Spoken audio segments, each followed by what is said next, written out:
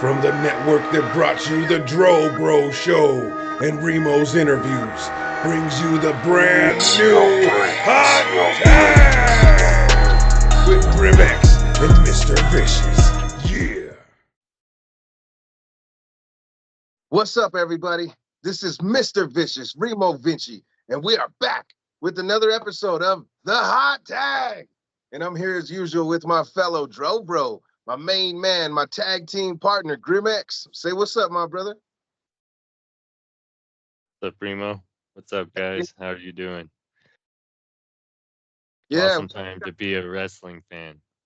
it is an awesome time. It kind of has been for the last several years, man. Like we've been talking about it kind of frequently. But this mania, obviously, like most manias, we're all critics, right? It had its ups and downs. I've heard a lot of chatter on the net, but here we are to give our review of WrestleMania 41. And before we get into the mania and all the main card for the 2 days, first off, they had the Andre the Giant Memorial Battle Royal on SmackDown the night before. And this used to be a part of Mania, and I kind of wish they would bring it back. I understand why they do it the way that they do it, but I wish it would actually mean a little bit more. I don't really know how it's looked at on the TV channel or on the show at all, but I know, like, as far as the IWC, stands, it seems to be kind of a dull speaking point to begin with. So, I hope it gains some more traction and gets a little bit bigger like how it once was and more prestigious like. But the winner of that was Carmelo Hayes, for anybody that wanted to know. Grim, you got anything to say about the Andre the Giant Battle Royal Memorial Battle Royal? Damn, I can't get this shit right for now. To be honest, it has to do with giving a star a push, basically. Carmelo's deserved it because he really hasn't gotten a huge push since he got signed on to the main roster. Mhm. But I think it's gonna mean good things for him. I was a little surprised it was him who won it, but he is kind of deserving of it. But before we get into this discussion about the manias, though, any further, right? Because I wanted to talk about this before we talked about WrestleMania at all. At the end of the last episode, I said anything could happen. And at the very beginning of this WrestleMania, before the night started, they made an announcement that they bought AAA or merged with Triple H or partnered with them or whatever They the bought him. exact details are. Yeah, that's what I thought they said. And they're doing Worlds Collide event that's going to feature superstars from TNA, NXT, and AAA, which I think is a great move. And again, like we stated at the beginning, it's a great time to be a wrestling fan right now. Absolutely. And there's going to be a lot of cool things to come from that. I know Conan was the head booker and head writer in AAA, and I know they got a lot of good talent there. So I'm anxious to see what Conan does if he ends up working with them or how this is all going to work out. I'm really interested to hear on his podcast this week what they got to say about it. So we'll find out. But so far, it seems pretty dope. And like you said, it's an exciting time to be a wrestling fan. And those of us that are big Lucha fans, you know. You know what I'm saying? So, Speaking of which, before we go any further, too, also on the night of SmackDown, there was a couple injuries apparently that happened. That took a couple one, people.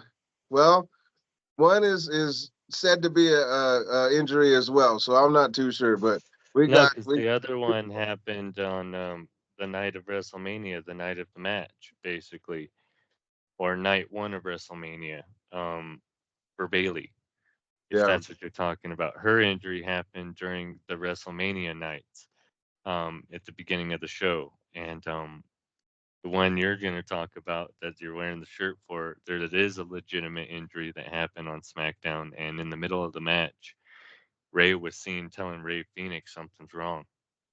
Hmm. And by the end of the match, when people saw him get carried out and you could tell that something was wrong with his knee because he was limping, then it was announced at WrestleMania that Rey Mysterio had injured his knee to the point where he wouldn't be able to compete, and he was replaced by Ray Phoenix. Which, so again, with these two injuries, I do think the Bailey one was kayfabe, that was planned, right? So having the two injuries basically kind of messed up their card because one being planned and one unplanned.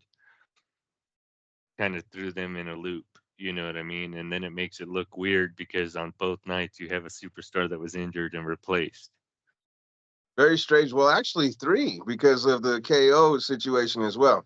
But Yep, so you're right. so so let's go ahead and just jump right on into it with night one. I would like to start off making this small little point, and I'm sure that there might be some of you that will be in agreement with me. But they had Jelly Roll sing "God Bless America," and it was awesome. I think he did a great job. I love how Jelly Roll's involvement has been. You know, it's pretty cool to me. For a lifelong wrestling fan and a musician and all that kind of stuff myself, you know, that's dream stuff right there. So that's cool. And I'd also like to touch on celebrity involvement a little bit later. So remind me on that one there, Grim. But they traditionally going back as far as I can remember, they always did America the Beautiful before WrestleMania. And I always thought that was awesome. I thought it was unique because everywhere else does the national anthem or something like that, you know. And I thought it was amazing how they were the only ones that would do that. And it was for WrestleMania. They had Aretha Franklin did a awesome one. They had Little Richard doing an awesome one. You know, like there was a bunch of America the Beautifuls that were great. I wish they would go back to that. I love the lyrics of that song, and I just feel like it paints a beautiful picture. You know what I'm saying? So I wish they'd go back to that. But anyway, that was my little thing on that. So they did "God Bless America," which was cool. It was different still for night one, and Jelly Roll did his thing. You know what I mean? But like I said, I would like to see them go back to "America the Beautiful." That was always my favorite. But we kick off the show and we start the show with the championship match right off the bat, the World Heavyweight Championship match with Jey Uso going over on Gunther. And dang, I don't know about you, Grim, but it was bittersweet. Like I told y'all, I'm not really in the biggest Jey camp, but I get why they did it. I think it's all right. You picked Jey, but you picked him going heel. I I know, picked so it definitely didn't go the way I expected it, and even though there were decent moments in the match, I just feel like for the type of match, it was kind of lackluster in the way that Jay did the same old stuff, right? I thought he was going to show a side of brutality that I think was needed. When he submitted Gunther, Gunther taps in less than 2 seconds, about 2 seconds, right? And honestly, with everything that's been going on, it would have been way cooler if Gunther would have fought till he passed out, or that's what I was fought and fought until he tapped, right, and prolonged it. That would have been way cooler because it make yeah. him suffer, right? Is it because of everything that's transpired? You bloodied up his brother and stuff, but I just feel like again, lackluster. That sums it up. Even though I wanted Jay to win, it just played differently in my mind. Fill me out on this. We kind of skipped over this. I didn't mean to, but we kind of skipped over this where they had the Hall of Fame right after SmackDown. And in the Hall of Fame, they had the very first ever iconic moments that went into the Hall of Fame. And that was Brett and And Steve Stone Austin. Cold. You know what I'm saying? And it was that double turn. And that's what happened in that match where Stone Cold passed out from being in the sharpshooter. So they were hyping this match The up and blood building it up. from a stone. Remember, that's Yeah. what that match is known as, the blood from a stone match. But my whole point though is like they're building up this match so much and building up this thought, this idea of these iconic moments. And there they had a perfect opportunity to capitalize on something in the same vein right there. You know what I mean? They really could have just pushed it a little bit more, got some color probably because color was already brought into the feud already. It's already a blood feud, so why not end it with some blood and let him pass out and be like some kind of a almost recreation of the Austin moment. I thought that would have been great, This but match, missed that opportunity. And I feel like the finish came way too quick. I feel like they could have drawn it out much longer and had some real good psychology there, but it is what it is. this match needed to be a falls count anywhere or a hardcore match just to add a stipulation to make it that much more exciting, I guess. But since we're on the subject of Austin, I know it happens on night two, but do you want me to say the news on this? So, No, apparently, let's wait until we get to night two, and then we could just cover it in its entirety. oh, I was just gonna say what happened. Did you know there was an accident happened? Well, yeah. That's one of the Yeah, big.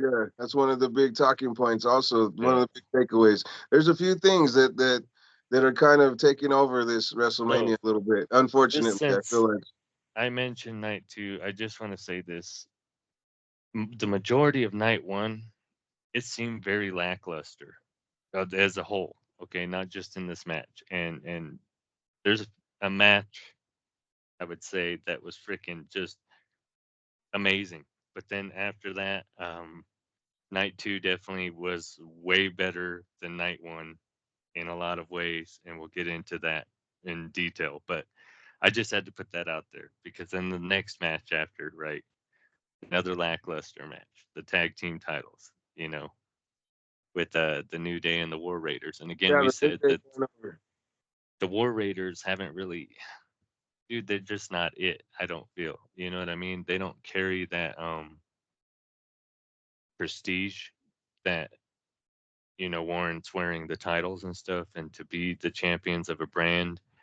And then I'm glad New Day did get the win, um, obviously. But We both called that, so we each got one on that one. yeah, I was gonna say I think you picked them too, but it's just mm, again, this match was kind of So I'm not I feel like the J one was a bit of a disappointment for me. I feel like this one was only a disappointment because I felt like they didn't have a lot of time and they kind of had to rush through it. I feel like they could have just if they had had a little bit more time, they could have drawn it out a little bit longer. But it is what it is. I think that they did a good job. I thought the War Raiders were kind of impressive. They impressed me with some of the athleticism and some of the cool teamwork that they do.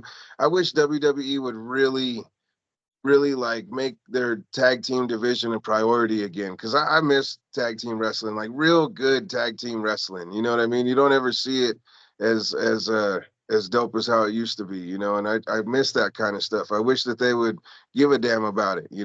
There's a lot of things. There's kind of a thread throughout this whole mania where, there's certain championships or titles that weren't even talked about, acknowledged, nothing, like WrestleMania is the time of year when all that stuff gets put on the line. So I don't know. I felt like this was one that you could take it or leave it. I could have replaced it with one of those other feuds and matches for a different title belt and been more satisfied, I think, but you know, well. Here's the thing, dude, is that they're cooking, and we'll get into that as we get into the Raw segment of the Aftermania. But I don't know what's going on with the Viking War Raiders, dude. They don't Viking War Raiders. no, like they haven't been on TV as often as they should, or defending, or really involved in heavily in storyline. So I don't know if that's due to some kind of injury thing or what's going on. And because of that, there's a lack of buildup. And I'm not saying when I think they're lackluster. It's not that I don't think they're talented. They are. It's just But again, they there's no buildup. There's no nothing. So really, I what honestly I couldn't even tell you which one is which. I know it's Eric and Ivar, and I think Ivar's the big crazy guy. he is, and Eric's the bald one. Yeah, see, so and that's just by guessing. That's not because I know because they have really pointed, made a point to let me know. I feel like I'm just trying to pay attention a little bit kind of stuff. So anyway, that was kind of like you said a lackluster one, but we'll see what happens with the New Day. I really want to see Big E get involved some more or whatever. I expected some involvement for him, and I was a little disappointed that we didn't have that, but it was still cool for what it was. Um, you want to move on to the next one? Yeah, let's get into Next the we had Jade and yeah, Naomi. next we had Jade go over Naomi. And one thing we haven't really mentioned yet that's always been a big deal for me as well, because I appreciate the whole show and the whole spectacle of the whole thing. So the entrances at WrestleMania are always something that I'm paying attention to, to see how dope they're gonna be and whatnot. Jay, you already knew Jay was gonna have the old Shield one, where he comes through the crowd and stuff like that and gets the whole yeet thing going. So it was cool for what it was. Gunther, especially for him being the champ, I thought there would have been more pageantry or some kind of prestige around it. It didn't really seem badass to me like how it should have been. I feel like Gunther could have had a much tighter entrance. The New Day, it was forgettable to me. I don't even really remember it, to be honest with you. And the War Raiders were kind of the same. I heard I heard some chatter that was praising the War Raiders entrance, but I don't really remember it, to be honest with you, so I couldn't say anything. But Jade, they actually, the only other celebrity involvement we get up until this point is with Jade and her entrance. They had the dude from the actual Weather Channel doing some kind of stuff in front of a green screen, and it led into Jade's entrance, which was all right. It was cool. She came out looking like a freaking star. Like Jade's got everything that she needs. She just needs a little bit more work, you know. And Naomi, I don't know about this heel Naomi. I'm with it, but I'm not with it. Like I'm just kind of waiting for her to get extra mean with it and take it to another level, because I think that's what it's going to take for her to really get over with it. But I was happy with it, to be honest with you. I thought they did a pretty good job. It wasn't a It show was stealer. dope. I just it didn't go the way I had predicted, so you got this one. Because Yep. I was hoping for a better buildup than what it was. She just basically dominated her, and obviously Naomi did show why she's been the women's champion and stuff like that. There was a lot of good spots in the match. I just I feel it was too early for Jade to beat Naomi at this point, but it was a Well, good match. You know what they I mean? This was they probably couldn't the best. let Jade get beat either. They had to do some kind of a schmaz or something maybe, but it had to be either her going over pretty strong on Naomi, you know, to and continue on the feud somehow. Because I feel like they kind of need to. I feel like they can't just drop it now. You know, there's a lot more to tell, especially with Bianca. So No, and that's what I'm saying. That I feel like if she would have lost, it would have continued on a different path and then could build up to a backlash triple threat or something by that time. But no, at this point in the night, this was probably the first match I was starting to get excited for. Like, I mean, I was feeling like, I mean, not that the matches weren't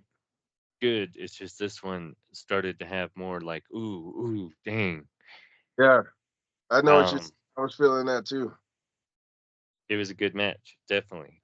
It's just, and maybe they, like I said, they're cooking. So I don't know in this stand how they're gonna do all of this because my prediction also involved another prediction going another way, which didn't. So, Yeah. which then I'm actually shocked and kind of interested to see what direction that goes in after Monday night. But anyways, uh, you want to get into the next match? Yeah, next we got Jacob Fatu going over on LA Knight with the US Championship. I honestly, I didn't think they were going to give it to him. I thought that, you know, there was going to be some kind of involvement from Solo or something like that that was going to do a disqualification, and maybe I didn't, I had no idea, but like I didn't actually think that they would give it to him, but they did. And my brother, Grim, this was the first match where I was like, holy shit, you know what I mean? Where I was like on the edge of my seat. You know, it's already halfway through the card. And I'm like, finally, like I'm really invested, because Jacob Fatu is a freaking animal, bro. That dude is a beast. And LA Knight, bro, I've been kind of harsh on LA Knight, to be honest with you, for a while, because I haven't seen enough. You know, I didn't see any of his NWA stuff. I didn't really see him as Eli Drake in TNA or any of that, you know. So I'm not as familiar with him. And from what I did see of him, I was kind of like, for a while, you know, for a long while. But this one, I was like, damn, this dude really gained a lot of my respect last or that night, you know, night one. He's dope, dude. He Yeah, is dope. But I called this one as Jacob because dude, he's a dominant beast, and you knew it was gonna happen. He already got fucked out of this title once by Solo and Tama Tonga. Okay, and that's already caused some kind of dissension in that faction, which I don't know what they're calling themselves right now. Everyone calls them the old bloodline, but or Solo and his faction or whatever, because they don't have a name yet. And you can already tell there's been this buildup between Jacob was already pissed that Solo disappeared after his loss to Roman, and he's like, "Where the hell have you been? You know, we've been keeping it down." And then when he got his title match, freaking these guys screw it up, and he's like, "What the hell?" You know? And so you knew it was gonna go this way. After his fight with on SmackDown, he beat up Solo and he beat up Tama Tonga at the beginning. dang. So of the match. before the match started to keep him from interfering in the match. He jumped him outside. And then so yeah, then match goes into this match. Jacob's a beast. You know, they're building him to be a beast. He only has been losing due to fuckery in a match or Yeah, someone interfering or someone else getting pinned, right? yeah, they're protecting So him pretty well. I definitely knew that at this point, if he got a fair shot, he was winning that shit. And it was a hell of a match, and the entrances for this one, were a little.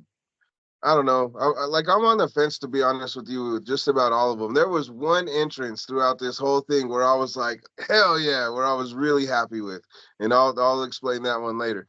But I was kind of disappointed again. Jacob came out with the mask, and I don't know. How did you feel about the mask?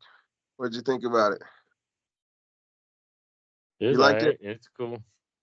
I mean, I like the way that the Jacob stuff's going right now. I get it. Some of the entrances, they're pretty lackluster. A lot of them are. Like Jey Uso, he has a dope entrance. I like his entrance. Okay. I Um, wish it was like I'm not a fan of the whole yeet thing, first of all, and then like it's like he bit off the Shield's entrance, like I said earlier, like um, that started with the Bray Wyatt stuff, though. It was on the anniversary of the death of Bray Wyatt or whatever when they did the phones, the Fireflies, and all that stuff. That was when that started to pop off. And he started coming through the audience and stuff, and it was kind of an homage for whatever reason to Bray Wyatt, like with the Fireflies and stuff, which is why I like it, I guess, because that's how it started off. Um, so, anyways, moving into the entrances, anyways, other than Jay up to this point, and Jade, she's pretty dope too, but most of them they're kind of mid to whatever, on their entrances. yeah. The ones like you said, I have a few coming up, but Well, let's do the next. it was cool to see Solo with Jacob. I thought he was going to be out there for the whole match, and that's again like I thought there was going to be interference, but we didn't see Solo at all throughout the match. And then LA Knight had the cool, what was it, a Maserati or a Maybach or what some kind of cool ass car that he came out on, and then there was like some dude driving it, but he had the headset on like one of the backstage producer dudes or whatever. I thought that looked kind of funny. But it was cool to see him come out the car and come like that. I thought it was kind of, Del Rio-ish, I was kind of hoping for something like more extravagant still, especially with him being a champion. I mean, there's only so many titles, right? You got to make all the entrances be badass for those dudes. So, I thought they could have done more, but this was one of the cooler ones, I guess. Yep. You want to get into the next one? So I don't know how your watching experience was, but mine was broken up. I think we kind of talked about it where yours was a little broken up as well. I didn't get to just watch night one in its entirety. I had to, excuse Yeah, me, I I had had to watch. other obligations, because also another one of the things I wanted to bring up too was this was the first ever WrestleMania held on an Easter weekend, and it was strange. It was weird. The whole thing was made it kind of threw it off, if you ask me, for me at least, and I think for a lot of people it did because, for Easter it's a completely different type of a celebration that you're having. You know what I mean? So to spending hours and hours and hours watching Mania like how you do, it definitely made it a difficult ordeal. So I had to split right at the beginning of this match. I only saw the first maybe 5 minutes of it or so, and then I had to come back and finish it the next day, and I had to watch night two. I was able to watch night two, but it was still kind of hit or miss with some of the stuff. But from what I saw, and I didn't get to actually see the entrances on this one, so I can't really say much on that, which is kind of lame because I wish I could have. Ray But Phoenix is dope, but his entrances are dope. Penta says that he is one of the best entrances he's seen as a wrestler, right? So that's dope yeah, that his brother would say that. that Um, is. I don't have a lot to say about this match. That's really, I mean, yeah, they're great. wrestlers, both of them. They kind of already slipped with the Chad Gable thing because on SmackDown, people have already screenshotted that they showed his tattoo, even though he was saying, "Oh, anyone can have that tattoo." But my thing about this is I did call that Rey Mysterio was going to win. So here, I feel, didn't I say Rey? No, you said El Grande Oh Americano. yeah, because they got the best of him. That is what I said. Okay, so I couldn't really remember. All right, so I feel either way though, this was going to be a different match, and the fact that they did this match this way, I don't think it was good because I mean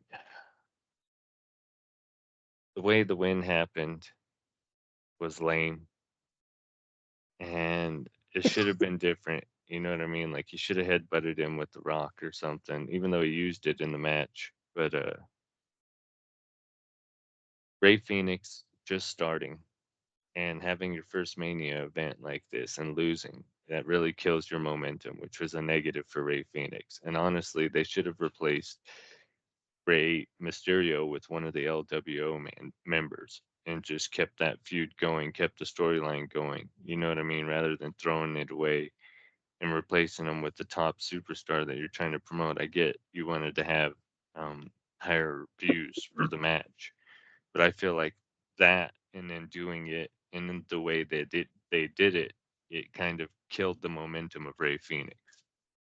Well, I don't think so. I think it just intrigued me even more to see what he's about and see what's next. Because I don't think that this feud is far from over at all. You know, or close to being over at all, I should say.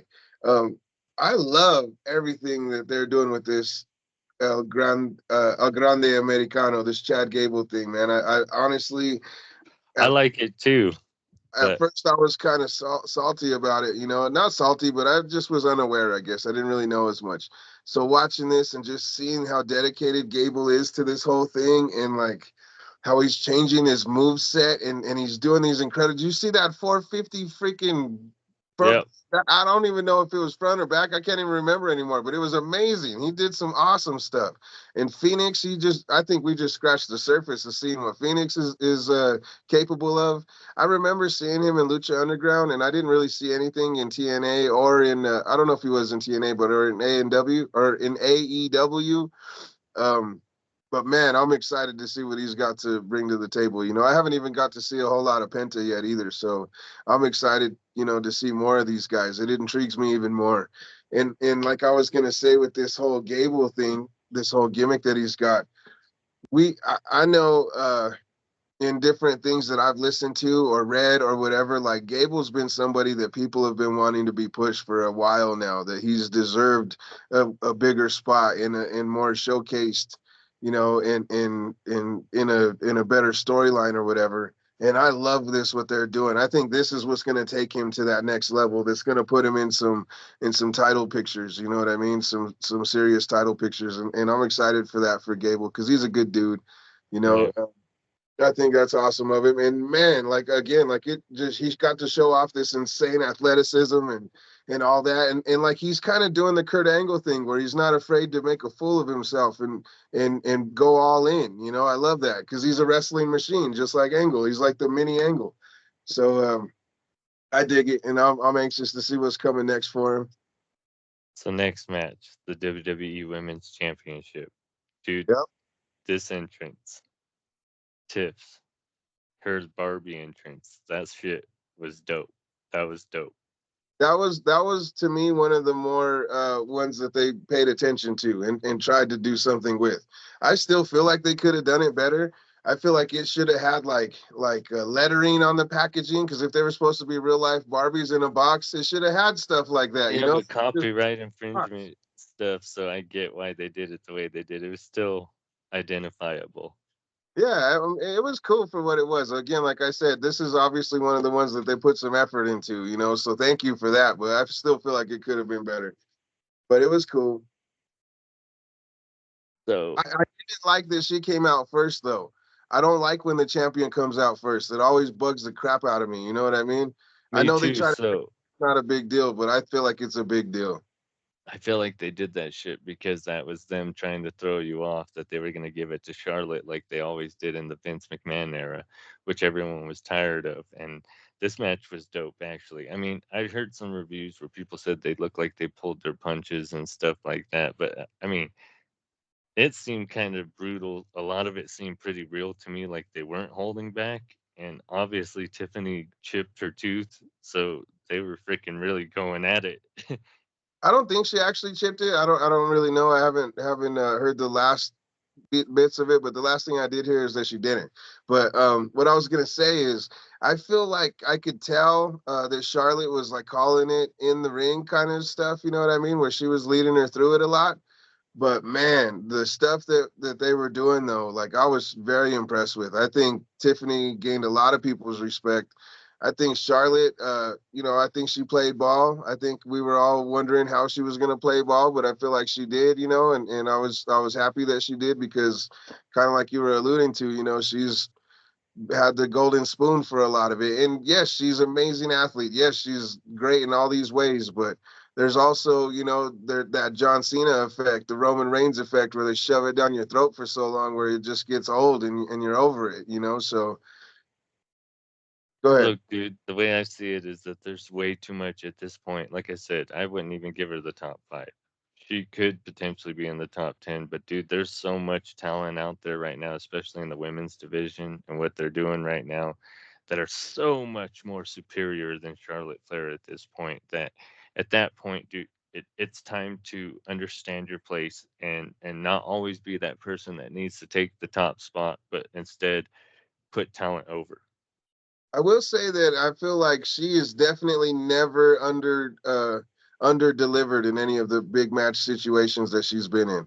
I feel like she's over delivered, if anything, in most of them and just about all of them. So I don't know if I could say that about much of the other ones, especially like Becky's the next one up that I feel like would be in that conversation. And I feel like Charlotte has, Becky probably has like, if I'm doing it on some kind of a weird ratio scale, I'm saying she's got like maybe 5 of them or whatever, but I feel like to Becky's 15, or however, I mean, to Charlotte's 15, I feel like she's done it more and more often. So I feel like just based on that kind of stuff alone, I kind of put her and Natty at like a different level because Natty always delivers too and goes, and even though she's just like the opposite of Charlotte, where she never goes over, you know what I mean? But she always gets the job done the way that she needs to. So I thought this was the match of the night up until that point. To be honest with you, I was really impressed with it, I I did too, and that honestly. was saying And a then lot. The LA Knight and Jacob Fatu match was pretty badass too. So to have both of the and the El Grande this was a pretty solid card. Like I was happy with most of them, but except for compared to night 2, dude, I I gotta give it to it. You know what I mean? Like the way I felt watching this one versus night 2, like yeah. man, dude, that's Is all this I can say. much better for you? Yeah, because I mean, and after this next match, the triple threat, dude, so much storytelling going on. So you're talking about the entrances and shit. Um, okay, Seth Rollins doing the fucking homage to Shawn Michaels with the white coat and shit. Okay. CM Punk coming out with the In Living Color and then singing his song after he cut the That, promo to This Fire Burns by Killswitch, his original song, which was that fucking was very sick. dope. Super And dope. Roman coming out and then looking to his side where his wise man would be and him not being there. And then when he goes to take the Ula Fala off and there's no one to hand it to. The Yeah. storytelling, brilliant, right? In the I love entrances. about his entrance too, though. I loved how they had those giant screens come down and how it showed all the past family members and stuff. Since he's still the head of the table, I thought that was pretty dope. Like it's something that wasn't like huge over the top, but it made him a big deal. And I loved it. I thought that was cool because they kind of gave like pyro. They did fireworks for a few of them. Like Charlotte got some. A few people got fireworks, which was all right. But I would much rather see more pageantry than pyro. You know what I mean? Well, yeah, those entrances were dope. That's what the main event needed was good stuff. And Rollins, he's always going to do something crazy. So it was kind of cool. I thought the flamethrower was kind of lame, to be honest with you. I thought they could have done something tighter, but I don't know. Maybe it was last minute. Who knows? But it did the job. I think it's dope and it goes with him because it's all burn it down, you know? So the fact he came out with the flamethrower, dude, that's excellent storytelling too. Honestly, when you look at the fucking Evolution 2.0, which I don't know if you know yet. So, anyways, that's what the people are calling it right now. So, anyways, that we'll get into that in the Raw conversation. But anyways, Seth Rollins, man, I told you that Paul Heyman was gonna fucking help him, dude. They were gonna fuck over CM Punk and Roman Reigns.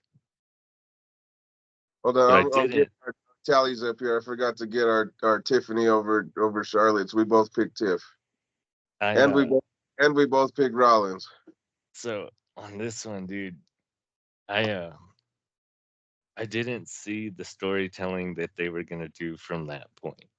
But anyways, that'll be another conversation. But let's just say that in this shit, so sick how he gives the chair to Punk, Paul Heyman. Okay, so excellent storytelling involving him. He's just so good at what he does, and obviously, it's fucking the owner of ECW. Okay, um, just amazing. So, anyways, he gives the chair to CM Punk, right? And Roman's like, "What the fuck," you know? And he low blows CM Punk, and then he gives the chair to Roman, And I and thought you're that just was all done really well. yeah, and you're just like, what? He's with the tribal chief, what? And then he fucks Roman. Well, this one I feel like they telegraphed it a little bit more, and then the way he did the low blow I thought was a lot weaker and lamer too. I thought the CM Punk one was done perfect, but the Roman run I was like, man, they kind of lost me a little bit with it. But the double turn, oh my gosh, I didn't I I didn't see it coming until they made it kind of clear that that's what was about to happen. So, and Rollins just laughing and everything. And after he wins, and I don't know, like I said, the storytelling is freaking awesome. And then oh man, as he's walking out and everything, laughing with Paul Heyman beside him, you know, and then you Yep. saw the aftermath of Roman's reaction and CM Punk, how they look in the ring, especially after how Punk comes out with Heyman and they're all in their face like yeah and everything, and then again with the storytelling, how Paul's standing there in the corner, kind of like when freaking Roman goes to take the Ula Fala Yeah. off. Yep, that was a lot of good stuff, man. They did some great stuff. They did some awesome spots. I like how Roman was about to do that shield power bomb, on the outside, and then he knocked out Rollins instead. I thought that was pretty dope. It was a great match. It was an awesome main event, I guess. I'm happy for Punk, especially if he's seeing it as such. He definitely deserved a good one, and that was a great one. He had the awesome entrance, the whole thing. So I'm happy for Punk that he got that. Want to go ahead and move on to night two? Yep. So it Well, starts off at the actually, on it wasn't it on night one where they pulled out the Hall of Fame class too to show everybody, and Lex wasn't there. Did you see that? uh I didn't really notice it until I heard people talking about it on podcasts, already this week, and I was like, oh yeah, he wasn't there.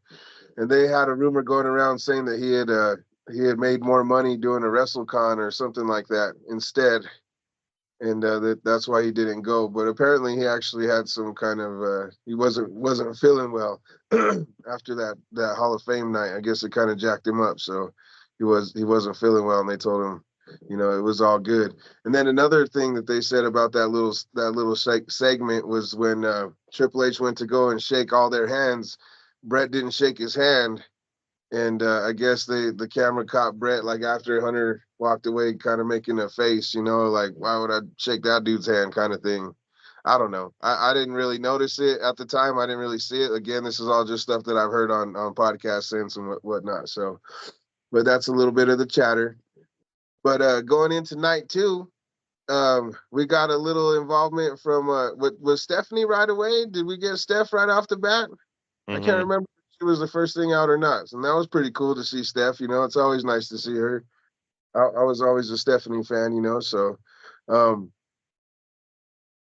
our very first match we get into, and again, this is on Easter Sunday, so I was a little bit with my family, dyeing eggs and doing all that kind of stuff and whatnot, So it was kind of a crazy situation. So I didn't really get to see the entrances for this one either, and I wanted to because I always think Rhea usually has a dope one. I didn't see EO's at all. I think I saw Bianca's. I saw hers was the only one I did see, and she had her stepdaughter in it, which I thought was pretty cool. You know, what Yeah, about the other? she has a few times at the Mania events. I don't know. I didn't really pay attention to the entrances on some Mm, because a lot of this, especially the first parts, dude, I was already doing Easter, so I didn't see these first two matches except for on uh, a replay, basically, right on a recap because I didn't get to see until the what is it, the fourth match. okay, Actually, when that happened, is when I was seeing it on my phone, right? So, yeah. anyways, this match, dude, was a fucking slobber knocker. It, I only it, saw half of it. I saw like the second half, and from what I saw, I would absolutely agree with you. I thought they did a great job. Go ahead. and a lot of people, I've heard people say that. Okay, so when I said that there was negative reviews on the Tiff and Charlotte match that I heard, their thing was that after seeing this match, like for two people that supposedly hate each other as much as they did, like you got these women freaking full on swings and everything, looking brutal as hell. And that match looked like they were pulling their punches. And looking in hindsight at the two matches, I could see what they're saying. But this did show some brutality, and it showed all their freaking skills. Really shocked at how it went, Me dude. too. Me too. Shocked. Neither one of us picked EO to go over and to retain. We saw Well, I a bunch of said stage hands. I want her to, but I think they're gonna give it to Bianca. Yeah, And I because thought it Io's dope. was, yeah. So yeah, sick. I'm glad Io kept it. I did not see it coming. That's even better. I And I like how like Io. I like how it showed some of her crazy stuff. You know what I mean? Because EO does some awesome stuff. She's great in the ring. You know what I mean? So I thought that was cool that they showcased a lot of her good spots. I really hope we get to some of the Raw stuff, dude, because this is building into something really cool that I didn't think. Like I said, I'm glad they went this direction, and it's gonna be something really cool down the line. Well, let's go But ahead and keep going, and we'll try and get as much as we can in here. second match, dude, this match was badass. The Sin City Street Fight, badass. You know what I mean? And I'm freaking Get to so see. glad. I didn't get to see any of this one. I saw Drew's entrance, and that was about it. So, like I said, I just watched the highlights on these first matches up to the Randy one. So, anyways, dude, they beat the hell out of each other, and and just fuck, Drew does that whole, the whole CM Punk thing that he did. He did. Yeah, in the match, while freaking Damien's laying on the ground, and he's in front of the camera, and he does the same pose and everything, like when he has that grave shirt with CM Punk. Yeah, Sick, dude. Like I said, the storytelling so dope. Drew McIntyre, he's sick as hell. I'm glad they gave it to him, dude. I was listening to a podcast with him the other day, and it's just sad. He was saying about how it's like been almost 17 years they've been giving him the shaft, but he just keeps going because it's about the storytelling and stuff like that, and he keeps hoping one day that they'll just give it to him. But yeah. he says, "You know me, I'm Drew McIntyre. That ain't gonna happen." But Well, when they did, it was COVID, and he didn't get a good fair shake. So I feel like he's due well, another shot at it. he talks about when they gave him the title last year at Mania, actually. So a year ago when he got cashed in on by Damian Priest. Or anyways, he said he was given 5 minutes, and he made that 5 minutes last. And he said to go and see his family and his wife and hug his brother, who that meant a lot to him because his brother was his original tag team partner. And to have that moment and that moment at WrestleMania, He said he really tried to soak it in with his family and stuff because he knew he only had 5 minutes, but he took full advantage of that full 5 minutes, he said. Yeah, yeah, that's badass. Well, again, I feel like he's due for something bigger and better, so I hope so. And I'm not a Damien dude, so I'm glad Drew went over. And by the way, we're tied at 6 apiece right now. So we'll see where we end up at. Next, we got the Fatal Four Way for the IC Championship. We got Dom going over on Penta, Finn, and Braun Breaker. Bro, nobody saw this coming, and I'm so happy for Dom. Like I was like, what? I couldn't believe it. I was shocked. What? Didn't we both pick Dom? We both picked Dom, but I don't think that I actually thought he was gonna do it.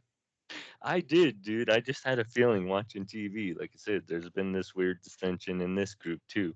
And it has more to do between Finn and Dominic and the fact that these two were in the match. And Yeah, dude, oh man, we gotta get into fucking tomorrow, the fucking Raw. Okay.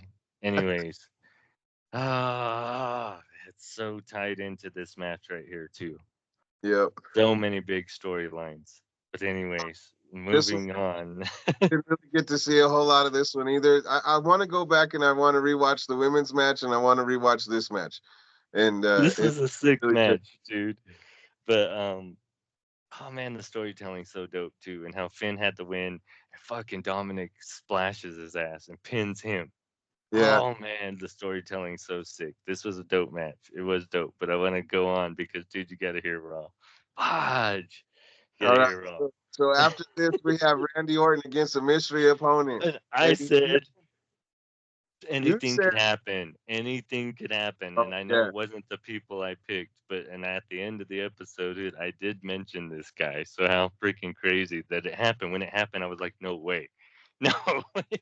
I could not believe it. But Joe Hendry is the one that came to answer the call, the TNA World Heavyweight Champ.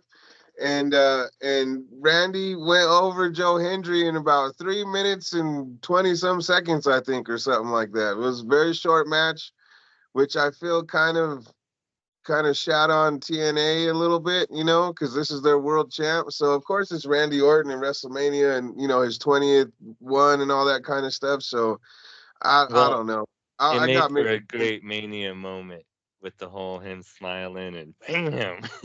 Yeah. I mean, like, don't get me wrong. Like, I think it was cool for what it was, but I don't know. I'm on the fence about it. I don't know if it helped Joe Hendry as much as it potentially could have hurt him. I don't really know. I don't I really know. agree with you on that. I do feel that it hurt him, and I do feel it was a kind of a mockery. I agree with that. But I'm not a Joe Hendry dude, so I'm not necessarily like sad about it. I just feel like with the company they're trying to do business with, they just shit on their champion. So I don't know. In 3 minutes and 20 some seconds, it took that long for for Travis Scott to get to the ring. You know what I mean? Their whole match was that amount of time. So we'll get more into that a little bit later. okay, so next match, Logan Paul with Jeff Levin comes out and faces AJ Styles. And okay, so there's some cool storytelling going on with this one too. You know what I mean? Because Logan Paul pulls out the brass knucks and Karrion Cross comes out of nowhere, freaking, you know, takes him down, takes the knucks away, and tries to give them to AJ, and AJ refuses. Which this ties into Monday night too. So, Yeah. anyways, I'm glad uh, they got Cross in there just for at least a little bit. Cross, man, I feel like there's so many matches or people that I wish I would have seen on Mania, like that deserved a spot. Chelsea Green and her whole US title thing, there should have been something at Mania for her, even just a backstage segment or something. I'm glad they got Cross in there just for a little bit at least. But this match was all right. I thought this one to me looked a bit slower and more choreographed than I wanted it to look like. It kind of was a little clunky for me. I expected a that's bit more. because of the moves involved. But man, Logan Paul winning, I was a little bit shocked. For sure thought AJ was taking it. And then, Yep, you called but AJ. going back to the celebrities real quick, since you wanted to mention celebrities, I feel it's important, and I've said it before on here that okay, look, I don't like Logan Paul as a guy. I don't want anybody out there to think he's my favorite or anything, but as a wrestler, I highly Yeah, respect this dude. You know what I mean? He's not like your typical celebrity that comes in and just shits on the business. You know what I mean? yeah, This guy came in here, he's doing freaking moves that are high risk maneuvers. You know, he is learning the shit, he's doing stuff, and that shows the love and understanding of the business, that appreciation for it. I yep, highly respect him for it. And that's yeah. how I agree. celebrities should be. Same thing with Bad Bunny. I put them both like in the same vein Yep. right there, you know. And I couldn't agree with you anymore. I kind of thought you were going a different way with this, though. As far as like the WrestleMania celebrity involvement goes, I miss the days when there were celebrity ring announcers or you know celebrity valets or something. They don't do any of So that kind of stuff anymore. So you know that's kind of lame. let's get into this right now because Stone Cold came out this night and he was their Okay, celebrity guest. And during his entrance, he kind of ran into a barricade, hitting a guy, if I not think it was a multiple lady actually. people. Yeah, so multiple people. I think a couple people because he pushed the whole front row back about 4 feet. Um, I seen a lot of comments on it that were pretty negative. I mean, I think I don't know how anybody else feels about it, but I think it's fair to say he probably had a few Steve Weisers before he even went out there, you know, or something, and did a lap around the thing. And obviously, like it's a tighter area now. They've made bigger announce desks, you know, like I don't know the whole thing. I'm trying to give him as much leeway as I can, but I feel like he was probably, you know, a few deep already, and then he just hit the damn thing and went and checked on him real quick, and then he had another 6 beers and went and checked on him again, and you saw Nick Khan over there trying to do some damage control, and who knows? We'll still find out what comes of all this, you know. But it was a crazy little spot for sure. Okay, so not to glaze over this match because it was pretty sick, but next match, the women's tag team titles with Liv Morgan and Raquel Rodriguez defending against Lyra Valkyria and a mystery opponent since Bailey got jumped at the beginning of this night, right? And they were saying it was a shoulder injury. So this part I thought was scripted because after seeing her at the Hall of Fame thing with her husband, I knew she was probably going to make a return at Mania. So the fact that they did this, it only made sense because I was kind of thinking AJ Lee at first, but as soon as her music hit, I kind of knew, yeah, I kind of Well, figured she was so making a the way return. I see the way I see it, you know, it's always card subject to change when it comes to wrestling, right?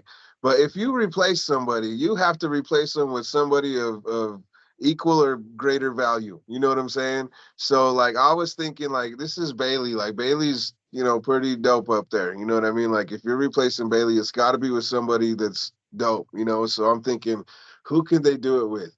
And I remember seeing Becky at the Hall of Fame thing too, and I'm like, Becky would be the biggest reaction. I'm like, but are they bringing Becky back? Is that what's really going to happen? And then I hear the freaking music and I was like, oh my God, they did. And she looked great. She looked awesome.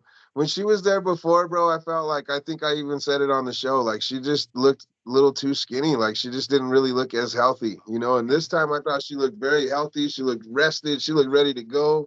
She didn't really have any ring rust, which was cool. You know, I was impressed with the whole thing.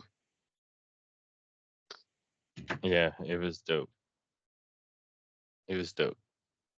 So, Liv and Raquel, though, I was kind of hoping for more of that Sean and Diesel entrance. It wasn't bad, you know, it was cool for what it was, but I was kind of hoping for something more like that, you know, how they do. But they were just kind of casually walking, you know, like it wasn't no thing together.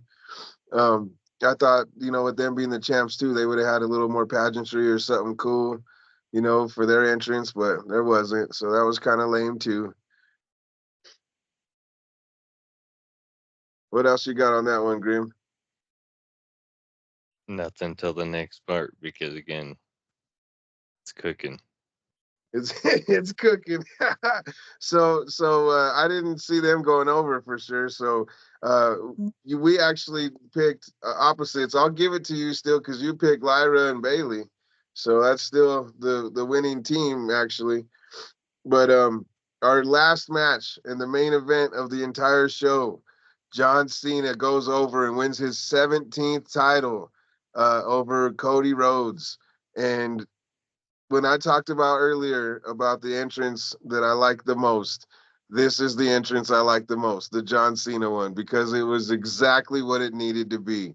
There was no pageantry whatsoever with it. Like it was just his names in black and white, and he just came down, didn't give a damn about the crowd at all. Like, bro, that's what it needs to be. It needs to be like that for this to work, you know, and I loved it. I thought it was perfect. See, some people said that that was a negative thing, but it is definitely different from the Cody one with the mask. I wasn't. I don't know. I don't know how I feel about the masks with all of them this year. To be honest with you, I feel like the mask was kind of all lame stuff. He wore it when he finished the story, so that's the importance of it. So, what do you got to say about the match, my brother?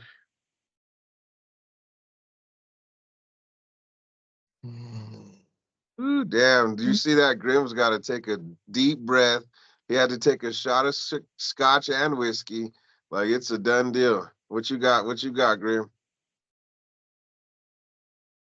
I feel it could have been a lot better in a lot of ways. Um, I feel like they just crapped on Cody. I feel like the match was pretty darn good up until the Travis Scott involvement. Like I was happy with Cena's heel work, with his ring work in there. I thought it was awesome. I thought he really did. Again, like I feel like he is so all in on this thing right now, and that's what it needs to be. And he's hitting it from all these angles that you just wouldn't necessarily think of, but it's perfect. It's exactly what it needs to be. So like I'm very happy with all that kind of stuff. But oh man, we were just praising Logan Paul and Bad Bunny and the celebrity involvement, how all of that goes. And I was just saying how I wish more people would be involved in certain things. This is one where I do not feel that way whatsoever. I don't know why Travis Scott's involved. I wish he wasn't. I think he's lame. I don't think anything he does is believable or cool or anything. Like I am just so I'm over the damn song. They played the song 150 times this weekend. Like, bro, I'm so sick of this Travis Scott involvement already. I wish he would have got knocked like super duper hard, taken out. And I also I agree with that. I want to be, you know, I would definitely want to mention like I expected to see The Rock. I thought we would see The Rock, and I was really shocked that we didn't. I think The Rock could have saved whatever went wrong with all that Travis Scott stuff, but unfortunately we didn't get that. And we'll So get more that's into also what was lame too. No Rock involvement, dude. The yeah. storyline isn't going. Like I said, they pretty much shat on Cody after his year of carrying the company. I mean, John Cena didn't need Travis Scott to win, and it should have been just these two. It should have been a little more, and Yeah, I if wasn't nothing else, The Rock. that stuff. And like I said, the Travis Scott entrance alone took longer than the Randy Orton match. And that's crazy to me. You know what I mean? Travis Scott just uh I can't I don't have anything good to say about any of it at all. So I think the Cena heel turn stuff and him winning the championship, it was pretty dope. I just didn't think they were going to do it necessarily at this pay per view, but of course they would because it's the biggest show. I just felt that was predictable because that's what everyone thought. But dude, everyone cheered when he won. And so, anyways, let's get into Raw Here's the main event that Grim's been waiting for. Let's get into it. Tell me about Raw. at the opening, dude. Just for the record, I picked Cena Cena came out and I and won our tally by one. I got you 9-9 to 8. so so the next night, Cena comes out and he's talking shit and he's saying that he only has a total of 36 appearances throughout the year. He said, that doesn't mean I have to wrestle. That could be just an appearance just like tonight. He's like, this is my last night in Las Vegas. And he's talking all this shit, and he's saying, like, basically, you guys want to say that I can't wrestle, so I won't. And he says, I don't have to defend my title because he's like, I only have 27 more appearances. It's not enough for me to have to defend the title, so I'm taking the title home with me, and you'll never see it again. And as he's saying all this crap, dude, somebody stands up behind him, and you see him, and he's all, it's Randy Orton. And John Cena turns around, and in the microphone, dude, he's all shit as he gets RKO'd, That's dope. laid out. I And so love. that's how it opens, right? So that's going to be the build up for Backlash. Second match of the night, dude. It's fucking shocked, dude, that the tag titles change hands so fast. Liv and Raquel defeated Lyra and Becky. It took Dude, it and right back. Lyra gets pinned. And at the end, dude, Becky seems like she's going to be like, it's all right. We'll get it next time. And she just starts beating the hell out of Lyra. And you're just like, what the fuck? And she's sitting on the ground like this and doesn't know what to do. And she's getting the shit kicked out of her. And then Becky goes to leave and comes back in, starts punching her again.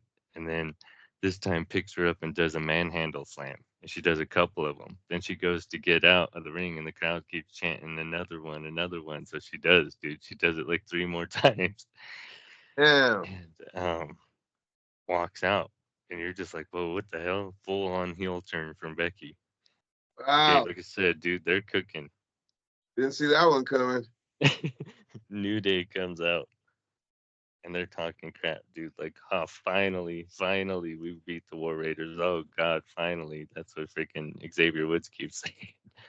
So Alpha Academy comes out to talk shit. And so they're about to fight. And a ref comes running down. The dude, Rusev Day. No, the song doesn't do that, but it's I was his gonna say different it came song, out dude. that song. Oh no. Dude, he came out looking like a beast, all slender, slimmed up, just like his Miro self. And New Day Mine, runs away, and he mine is smash. Solana, right? Yeah, New Dang Day it. runs away, so he smashes the Alpha Academy. And fucking puts Otis in his finisher, stretching his ass back. I can't remember what the name of it's called, but The accolade. yep, that's what it is. And the next match, dude, was Io Sky versus Stephanie Becker, the fucking TNA Women's Champion. That shit was sick. She came out and said, "I respect you," and Yeah. she was telling her, because I respect you, I want to face you. And she's like, "Oh, you want a match? Well, then I'll give you one." And so fucking Adam Pierce comes running out, and he's like, "All right, cool. So this seems to be a title versus title match, which you knew was going nowhere." But dude, sick match, 18 minutes of badass women wrestling. And I love Yeah. Stephanie Vaquer's freaking Psylocke outfit. That shit's dope. But then obviously Roxanne Perez and Julia interfere and start beating them both up. So Rhea Ripley comes out and chases them away, Dang. and hands Io Sky back the title. And she like tells her, you know, um, I'm here to help you, but next time I'm coming for the title, you know. Yeah. That's And tight.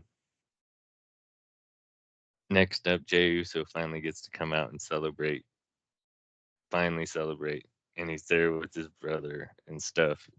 Jimmy's starting to come down, I guess, through the crowd, right, with the Yeah. Eat shirt on. And you're like, oh shit, the brothers are gonna. And Sammy's song hits. Sammy comes out, and you think he's gonna say some shit, but he's like, you know what, dude, you deserve it.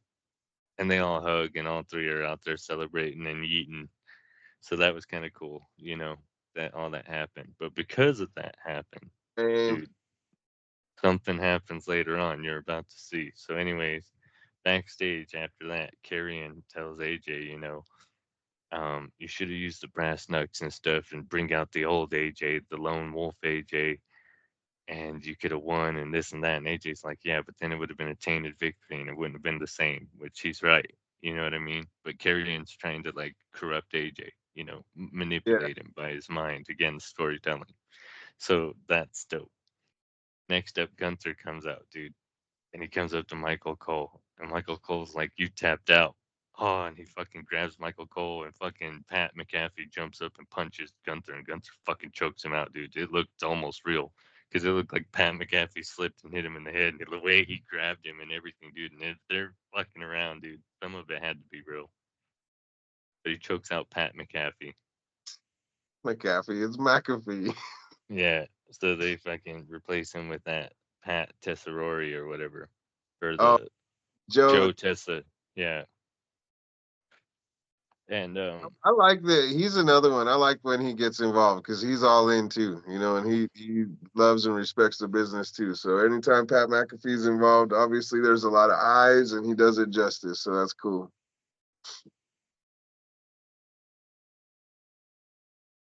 You there, last Grant? match. Yeah, Go ahead. the last match is Dominic first title defense of the Intercontinental title against Penta. Oh, dang. How was that?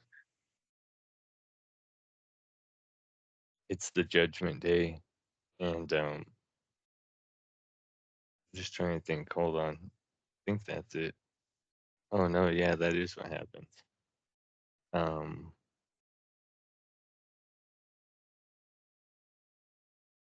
Dominic wins, right? But you thought Finn was gonna fuck him over, but Finn tries to help but gets kicked out of the ring. The way Dominic wins is because JD pushes Penta off the top, so JD McDonough made his return. Oh, he's back. Wow. And because he's there, Finn looks like he don't want to celebrate with them, but he ends up celebrating. Um, Last thing is Seth comes out with Paul Heyman. They go to talk crap, and CM Punk comes out, and they just start fighting. He don't even say nothing. He just starts fighting him. And Seth does the curb stomp to him, and Roman comes out. Roman spears Seth, and Seth gets up, and because Roman does the Superman punch to freaking Paul, and afterwards Seth curb stomps Roman, Dang. and then or no, this is okay. This is where he spears him, and after he spears him, dude, somebody fucking comes out and spears Roman, and you're like, what the fuck? He's in a black hoodie and he takes it off, and it's Braun Breaker, dude. And him and Seth Rollins, they start beating the hell out of Roman, and CM Punk and Seth. He's fucking does the curb stomp to both of them again, and all Yeah. three of them leave together, and they say they run this shit. And that's what did you say earlier? Evolution 2.0? Yeah, Dang, that's crazy. Now, do you think this Becky turn has anything to do with it? You think she's involved at all? it's a possibility. I was thinking more like Austin Theory. Okay. That would be tight. If it is an evolution type thing, he's a perfect person for that, for sure. Dang, that's crazy though, bro. I'm excited to see what this alliance is gonna come to. Like what's gonna come out of all of it, because that's a pretty dope alliance right there. If I do say so myself. And that Yeah. and that that's what we're left with. That was the lasting image of WrestleMania weekend. Mm-hmm. Wow, that's a whole lot. That's a whole lot we covered, and that's a whole lot of new stories being told and old stories being tied up, just like what you would expect at this time of year. Oh man, it's a great time to be a wrestling fan. Dude, I told you they were cooking. They're cooking. They're I cooking a told few different meals right now, and I'm excited to see what happens. I still am sad about there's still no Chelsea Green, huh? Not even on freaking Raw. she's SmackDown. Even so, damn it. Did they showcase her at all last week? Yeah, she defended her title and she won. People say that she's awesome, but see, the reason why they didn't do that, dude, is because you had a lot going on, and they defended the women's tag titles, which involved the Intercontinental Tag Team title holder. So at that point, why have either one of the women's titles like that? Because it's not fair to the other, really, to face for those titles, because it's going to be more of a build up for backlash for those two titles. And I feel like they're going to be big titles on the card. because Becky versus Lyra for hers, and they're going to have to build up a story in between then because Chelsea Green really hasn't had much competition to go against. Well, hopefully it's something dope. I know I brought up Natty earlier. I know they're doing some cool stuff with Natty, letting her go in NWA and competing a little bit, and then she's doing Josh Barnett's Bloodsport. So she's doing some pretty cool stuff. So I'm excited to see Natty come back and get involved in one of these mid-title pictures. You know, I think she deserves it. I think she's another one, like how they did the Randy and Cena and all these guys that have had so many WrestleMania appearances and stuff, you know, and all this consistency. That's what I think of when I think of Natty too. So I feel like she deserves some of that, you know. So I hope she comes back and gets involved in some cool stuff eventually. No Malachi Black yet, or any I of think that. he's So coming on SmackDown because if Rusev showed up on Raw, I think he's yeah, going to SmackDown. so that'll be pretty cool. You know, we'll see what happens with that. Any other last thoughts on this whole WrestleMania weekend you want to leave us with before we call it a done deal and tag out? My prediction for the Cody story, Oh, let's hear it. because he didn't show up, so the prediction could potentially still be valid. I think he's going to come back to quit, fake quit, kayfabe, so that he could be gone for extended time since he just carried the company on his back for like a year straight, nonstop shows, right? Um, he's gonna say like something similar to like how he felt he let his father down, his fans down, Cena down, Orton down as his mentor, and he has to leave for now because he has to find himself. And then when he comes back, I think that probably around the time of SummerSlam or something like that, right? He's gonna come back and say that he like a Rocky training video, that he trained and all this stuff, and he got his respect and everything back, and he's coming to take it back from Cena. You're not taking your ball home, and he brings him back to the good side. I think I think that it's gonna go a little differently, to be honest with you. I feel like he's going to be involved in this Cena Orton feud somehow. I feel like there's going to be something going on there with him and Orton. There's going to be some friction at some point. I feel like Orton might go over on Cena, and then that's how they get the title back to Cody. To be honest with you, I feel like there'll be a Cody Orton something or other, and I feel like that's the way it's going to go. But I would prefer to see Cody go over Cena somehow. You know what I mean? I would like to see that come up.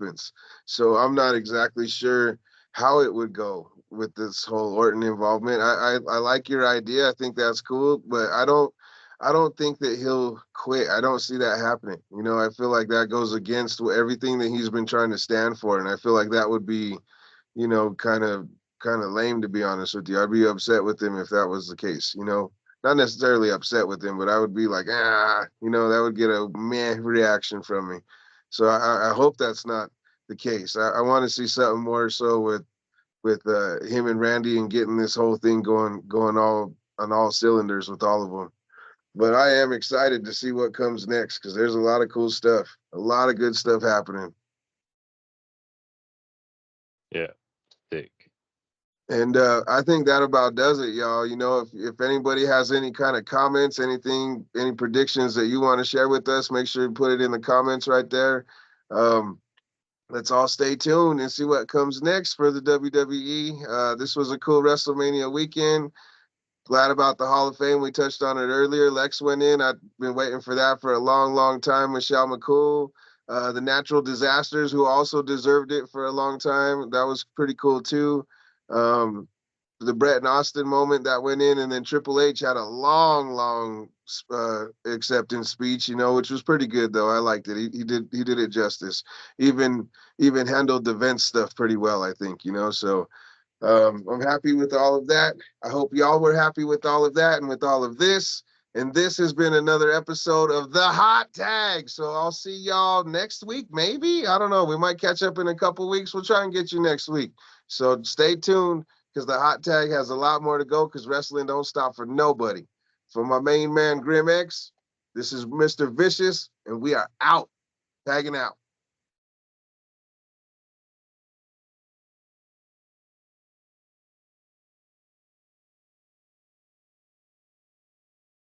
For more reviews, shorts, and interviews from the Vicious Network, check